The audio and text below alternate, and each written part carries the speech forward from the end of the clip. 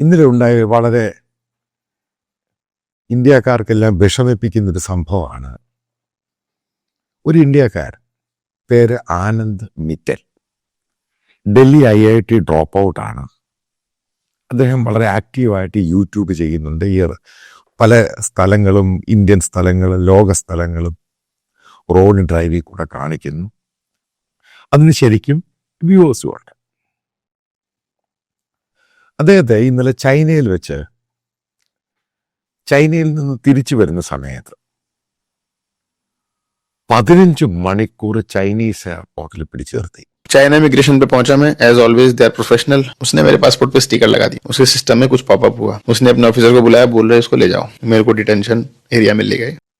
അതായത് ഒരു ഇന്ത്യക്കാരനായി എനിക്കും നിങ്ങൾക്കും നമ്മുടേതാണ് അരുണാചൽ പ്രദേശ് എന്ന് സോഷ്യൽ മീഡിയയിലോ ബ്ലോഗിലോ, അതായത് ട്വിറ്ററിലോ ഫേസ്ബുക്കിലോ ഒന്നും എഴുതാൻ പാടില്ല.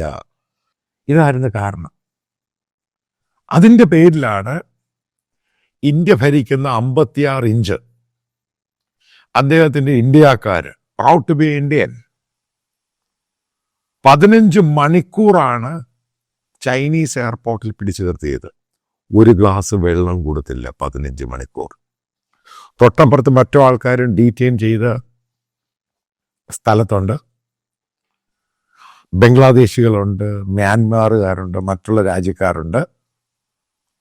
അവർക്കെല്ലാം വെള്ളവും ആഹാരവും കൊടുത്തു. ആ വീഡിയോയ്ക്കകത്ത് നിങ്ങൾ ശ്രദ്ധിക്കുക. ഇയാൾ ചോദിക്കുന്ന വെള്ളം എന്താ, കുടിക്കാൻ വെള്ളം എന്താ, ഫൂഡ് ഇതാ, ഇത്രയും നേരം നിങ്ങൾ പിടിച്ചു നിർത്തിയേക്കുകയാണ്. കൊടുത്തില്ല. ഞാനിത് പറയുമ്പം വിഷമം തോന്നരുത്. അതായത് ഇന്ത്യയുടെ പാസ്പോർട്ട് ഉൾപ്പെടെ, കാരണം വീക്ക് പാസ്പോർട്ട് ആവി കഴിഞ്ഞ കുറേ ദിവസങ്ങളായിട്ട്, കഴിഞ്ഞ കുറേ മാസങ്ങളായിട്ട് Indian passport holders weak passport ഹോൾഡറായി മാറി. മറ്റൊരു ഇൻസിഡന്റ് ഉണ്ടായി. UK ജോലി ചെയ്യുന്ന ഒരു IT പ്രൊഫഷണൽ ജർമ്മനിയിൽ പോകുന്നു. നിങ്ങൾക്കറിയാം, ഷെങ്കൻ വിസ എടുത്താൽ പോകാം. ഇത്ര ദിവസമാണ് കൊടുത്തത്, എക്സ്റ്റെൻഡ് ചെയ്യാൻ പോലും അവർ സമ്മതിച്ചില്ല. ഇന്ത്യൻ പാസ്പോർട്ട് അതിൻ്റെ ഓപ്പറേഷൻ സിന്ദൂറാണ് ഇതിൻ്റെ പ്രശ്നം. ഡിപ്ലോമാറ്റിക് റിലേഷൻഷിപ്പ് മോശമായി. പണ്ട് റഷ്യയുടെ സാധനം അതും ഇതൊക്കെ നിങ്ങൾ പറഞ്ഞു. പല കേരളത്തിലെ യൂട്യൂബുകാരൊക്കെ വിളിച്ചു വായും കൂയി പറഞ്ഞു. ഞാൻ പറഞ്ഞു അതല്ല, ഇന്ത്യയുടെ ഡിപ്ലോമാറ്റിക് കൊളാപ്സ് ആണ് ഇതിൻ്റെ കാരണം. ഇത്രയും ഇന്ത്യക്കാർ ലോകത്ത് മുഴുവനും ജോലി ചെയ്യുന്നുണ്ട്, ഇന്ത്യൻ പാസ്പോർട്ട് ഹോൾഡേഴ്സ് ആണ്. ഇവരൊക്കെ പറഞ്ഞ ഈ പാസ്പോർട്ടും കൊണ്ട് യാതൊരു വെയിറ്റേജും ഇല്ല. അതാണ് ഉണ്ടായത്.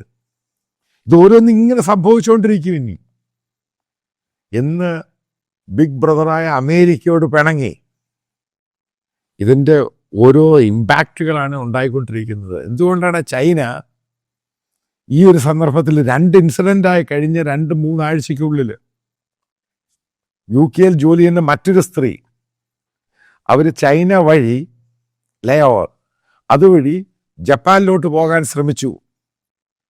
അവർ അരുണാചൽ പ്രദേശുകാരിയാണ്, ഇന്ത്യൻ പാസ്പോർട്ട് ഹോൾഡറാണ്. അവരെയും പിടിച്ചു നിർത്തി ഹറാസ് ചെയ്തു എത്രയോ മണിക്കൂർ.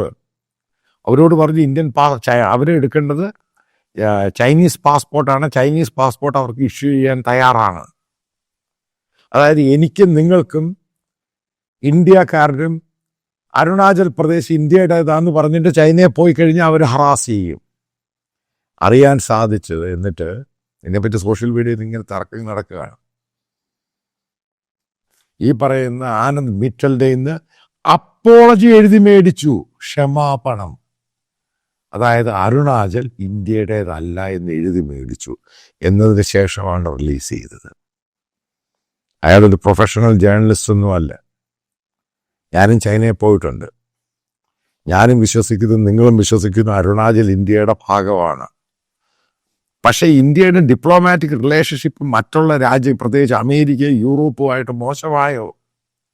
ചൈന നമ്മുടെ തലയിൽ കയറും. പെട്ടെന്ന് കെട്ടിപ്പിടിക്കാൻ പോയി. എന്ത് അന്ത്യം ഉണ്ടായത്? പച്ച മലയാളത്തിൽ എന്തുണ്ടായത്? ചൈന 2 ദിവസം മുമ്പ് WTOയിൽ ഇന്ത്യക്കെതിരെ കംപ്ലൈൻറ്റ് കൊടുത്തു.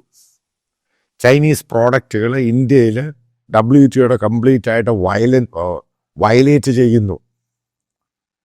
അത് ഗാൽവന് ശേഷം ഉണ്ടായ സംഭവത്തെ പറ്റിയാണ്. അപ്പുറത്തെ ബംഗ്ലാദേശിൽ ആലോചിച്ച് നോക്കുക, ബംഗ്ലാദേശുമായിട്ടൊരു ഢാക്കയിലായിരുന്നു നേരത്തെ ഇഷ്യൂ, അത് ചിറ്റഗോങ്ങിലോട്ട് വന്നു. ചിറ്റഗോങ്ങിൽ ഇന്നലെ രാത്രി ഏകദേശം 10-20 ഇന്ത്യക്കാരുടെ ഹിന്ദുക്കളായ ഇന്ത്യൻ സഹോദരന്മാരുടെ വീടുകൾ കത്തിച്ചു. ഇപ്പം ഇന്ത്യൻ സോഷ്യൽ മീഡിയയിൽ ഇത് വരുന്നില്ല, കാരണം ഭയങ്കര നാണക്കേടായിപ്പോയി. ഭയങ്കര സനാതനികൾ പറഞ്ഞുകൊണ്ടിരുന്ന അവന്മാരിപ്പോൾ എഴുന്നില്ല. ഇന്ത്യയുടെ വിവിധ സിറ്റികളിലാണ് പ്രശ്നം ഉണ്ടാക്കുന്നത്, അവർക്കെതിരെ പ്രതിഷേധം. അതുകൊണ്ട് എന്തു കുന്തം അവിടെ ഉണ്ടാകാൻ പോകുന്നേ? ഇന്ന് വരെ ലോകരാഷ്ട്രങ്ങൾ ഇതിനെപ്പറ്റി ഒരക്ഷരം മിണ്ടിയിട്ടില്ല. നിങ്ങൾ ശ്രദ്ധിച്ചു കാണും, ഒരു രാജ്യങ്ങളും മിണ്ടിയിട്ടില്ല. റഷ്യ മാത്രം അവരുടെ ഡിപ്ലോമാറ്റ്സിനെ കൊണ്ട് പറയിപ്പിച്ചു. ഒരൊറ്റ രാജ്യം ഇന്ത്യക്ക് പിന്തുണ തരുന്നില്ല. ഇവരെല്ലാം നമ്മുടെ സഹോദരന്മാർ, ഇന്ത്യൻ ഒറിജിനാണ്. അതിനെ അനുകൂലിച്ചുകൊണ്ട് പാകിസ്ഥാൻ ഭരിക്കുന്ന അവിടുത്തെ മുസ്ലിം ലീഗിന്റെ നേതാവ് പറഞ്ഞ സ്റ്റേറ്റ്മെന്റ് നിങ്ങൾ കേട്ട് കാണും. ഏതെങ്കിലും രീതിയിൽ ബംഗ്ലാദേശിനെ ഇന്ത്യ ആക്രമിക്കാൻ ശ്രമിച്ചാൽ മിസൈൽ കൊണ്ട് നേരിടും. അതായത് പാകിസ്ഥാൻ സപ്പോർട്ട് ചെയ്ത് ഓപ്പണായിട്ട് പറഞ്ഞു. അത് സീനിയർ നേതാവ് ഓപ്പണായിട്ട് പറയണമെന്നുണ്ടെങ്കിൽ ഉറപ്പായിട്ടും അതവരുടെ നിലപാടാണ്. ഇതേ ഞാൻ പറഞ്ഞുള്ളൂ. അതായത് നമ്മുടെ ഡിപ്ലോമാറ്റിക് കൊളാപ്സ് ആണ് ഈ സംഭവം മുഴുവൻ കാരണം. അതായത് പല കാര്യങ്ങളും പൂർണ്ണമായിട്ടും സെറ്റിൽ ചെയ്യേണ്ട ഇഷ്യൂസ് ഉണ്ടായിരുന്നു. ഇതൊന്നും ഇഷ്യൂ ചെയ്ത് ട്രംപ് ഇന്ത്യ മൈൻഡ് ചെയ്യുന്നില്ല. ഞാൻ റീസെൻ്റ് റിപ്പോർട്ടുകൾ നോക്കി, പല ആൾക്കാരോടും ചോദിച്ചു, അയാൾ മൈൻഡ് പോലും ചെയ്യുന്നില്ല. യൂറോപ്യൻ രാജ്യങ്ങളിലൊന്നും നമ്മളെ മൈൻഡ് പോലും ചെയ്യുന്നില്ല. അല്ലെങ്കിൽ ഈ പാസ്പോർട്ടിൻ്റെ ഇഷ്യൂ ഒന്നും വരത്തില്ല, ഇന്ത്യൻ പാസ്പോർട്ടിൻ്റെ. കാരണം ഞാനും ട്രാവൽ ചെയ്യുന്ന ഗ്ലോബലായിട്ട്. ഇങ്ങനെയൊക്കെ ഇഷ്യൂ ഒരാളല്ല, പല ആൾക്കാർ പറഞ്ഞു. പണ്ട് റെസ്പെക്റ്റോടു കൂടിയാണ് കണ്ടിരുന്നത്, അതൊക്കെ അങ്ങ് പോയി. കാരണം ഇന്ത്യയിൽ നടക്കുന്ന ക്രൈസ്തവർക്കെതിരെയുള്ള ആക്രമണം മറ്റൊരു ഭാഗം, അതായത് ഹിന്ദു സനാതനികളും ഭയങ്കരമായിട്ട് അറ്റാക്ക്. ഇത് ഗ്ലോബലായിട്ട് പോവുക.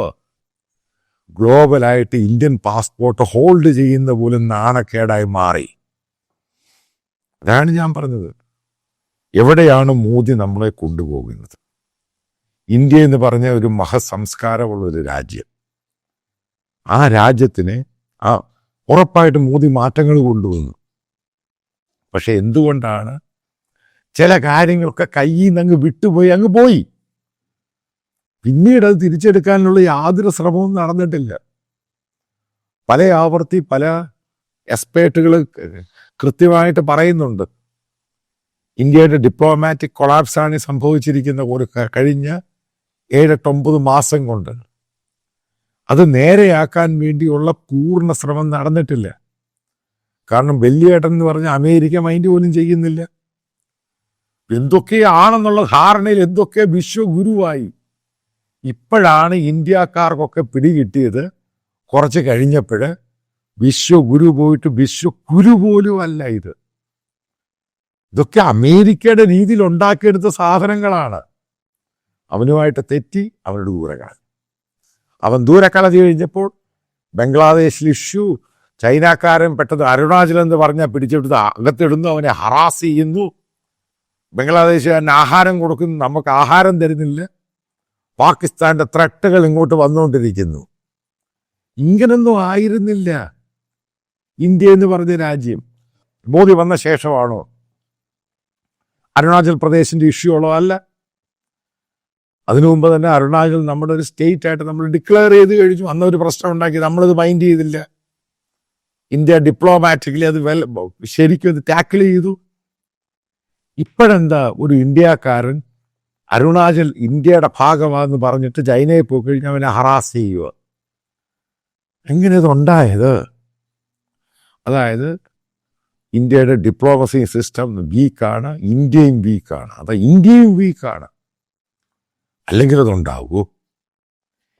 ഇതൊക്കെ പറയുമ്പോൾ ഇന്ത്യയെ മോശമായിട്ട് കാണാൻ വേണ്ടിയല്ല ഈ പറയുന്നത്. ഈ രാജ്യം മുന്നോട്ട് പോകണം. ഈ രാജ്യത്തിനകത്ത് തന്നെ ന്യൂനപക്ഷങ്ങളെ ഇല്ലാതാക്കാൻ വേണ്ടി, നശിപ്പിക്കാൻ വേണ്ടി ഒരു കൂട്ടരിറങ്ങിയിട്ടുണ്ട്. അതിനെ പിന്തുണയ്ക്കുന്ന ഭരണകക്ഷി. അതിനെ ഗ്ലോബലായിട്ട് നമ്മുടെ ഇമേജിന് വന്നിരിക്കുന്ന ടാർണിഷ്, കാരണം പൊളിറ്റിക്കൽ മൈലേജിന് വേണ്ടി ഈ അറ്റാക്കും ഈ പ്രശ്നങ്ങളൊക്കെ ഉണ്ടാക്കുന്നത്. അതുണ്ടാക്കാൻ പോകുന്ന ഇന്റർനാഷണൽ ഡാമേജ് എന്ന് പറയുന്നത് നമ്മൾ ആൻറ്റിസിപ്പേറ്റ് ചെയ്യുന്നതിനും വളരെ വളരെ അങ്ങോട്ട് പോകും. അതായതിൻ്റെ കാര്യം. ന്യൂസിലാൻഡിൽ സർദാർമാർക്കെതിരെ പ്രശ്നമുണ്ടായി. അത് സർദാർമാരുടെ കയ്യിലിരിപ്പാണ്. അവർ റോഡ് തടഞ്ഞു, പ്രശ്നമുണ്ടായി. ഗ്ലോബലായിട്ട് മുഴുവനും സോഷ്യൽ മീഡിയയിൽ ഇന്ത്യക്കാർക്കെതിരെ പറയുന്നു. ഇന്ത്യ ഗവൺമെന്റ് ഒരു അക്ഷരം മിണ്ടാൻ പറ്റുന്നില്ല. കാരണം മനസ്സിലാക്കേണ്ടതാണ്, ഇത് ഡിജിറ്റൽ ലോകമാണ്, ഡിജിറ്റൽ ഇന്ത്യയാണ്. ധാരണ ഇന്ത്യയിൽ മാത്രമല്ല അപ്പോൾ ഉള്ളത്, ഇത് ലോകം മുഴുവനും കാണും. അതിൻ്റെ ഓരോ ഇമ്പാക്റ്റുകളാണ് ഓരോ ഭാഗത്തുണ്ടായിക്കൊണ്ടിരിക്കുന്നത്. ഇതേ പറഞ്ഞുള്ളൂ, ഞാൻ പറഞ്ഞ തെറ്റായ രീതിയിലാണ് ഇപ്പോഴത്തെ പോക്ക്. ഈ പോക്ക് ശരിയല്ല. കൂടുതലായിട്ട് ഓവർ കോൺഫിഡൻസിൽ ഓരോന്നും കയറി ചെയ്യും. അതിൻ്റെ ഓരോ സംഭവങ്ങളുടെ പ്രശ്നങ്ങളുടെ സീരിയസ്നെസ് മനസ്സിലാക്കുന്നില്ല. അതാണ് ഈ ബംഗ്ലാദേശ് ഇഷ്യൂ. പാവം പിടിച്ച ഹിന്ദുക്കൾ അവരെന്ത് തെറ്റ് ചെയ്തു? അവനെ വേട്ടയാടുകയാണ് അവിടെ. ഇതൊക്കെ മുൻകൂട്ടി കാണേണ്ടതായിരുന്നു. അതും കാണാൻ പറ്റിയില്ല. അതായത് പൂർണ്ണമായിട്ട് ഇന്റർനാഷണലി ഇന്ത്യയുടെ ഇമേജ് അമേരിക്കയിലും യൂറോപ്യൻ രാജ്യങ്ങളിൽ മാത്രമല്ല പോയത്, നമ്മുടെ അയൽവാസികൾ ഒന്നടങ്ക ശത്രുക്കളുമായി, ചൈനയുമായിട്ടും ബംഗ്ലാദേശുമായിട്ടും പാകിസ്ഥാനുമായിട്ടും. കാരണം അവരും മുതലെടുക്കുകയാണ്. ഇതുപോലും മുൻകൂട്ടി കാണാൻ കഴിവില്ലാത്തൊരു ഗവൺമെൻറ്റാണ് ഇന്ത്യ ഭരിക്കുന്നത് എന്നതാണ് യഥാർത്ഥ സത്യം. ബാക്കി മുഴുവനും തള്ളാണ്, വെറും തള്ള്. ഈ തള്ളുകൊണ്ട് അനുഭവിക്കുന്നത് ഓരോ ഇന്ത്യക്കാരനും. അതിൻ്റെ ഗുണഭോക്താവ് ആരാണ്? അവസാനം ജർമ്മനി യാത്ര ചെയ്ത ഇന്ത്യക്കാരൻ്റെ പാസ്പോർട്ട് യാതൊരു വാല്യൂ ഇല്ലാതായി. ഇതൊക്കെ തന്നെയാണ് എനിക്ക് പറയാനുള്ളത്. കാരണം ഈ പോക്ക് ശരിയല്ല. ഈ പോക്ക് ഇന്ത്യയുടെ പുരോഗതിയല്ല, അധോഗതിയിലേക്ക് നയിക്കും.